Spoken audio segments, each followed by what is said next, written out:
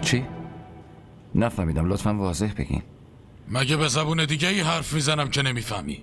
میخوام تا امروز عصر حال اینجا جلوی چشمم راه بره. اون دیگه نمیاد. چرا نمیاد؟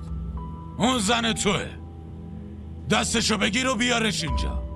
اگرم نیومد موهاشو بکش و کشون بیارش. اما من در هر صورتی حاله رو توی این خونه میخوام ببینم. اون نمیاد، منم دیگه نمیارمش بابا.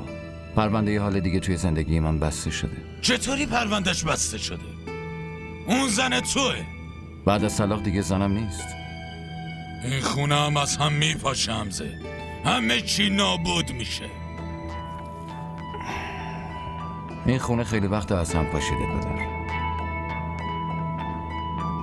فقط یه 4 دیواری مونده. بهش هیچ علاقه‌ای ندارم. حمزه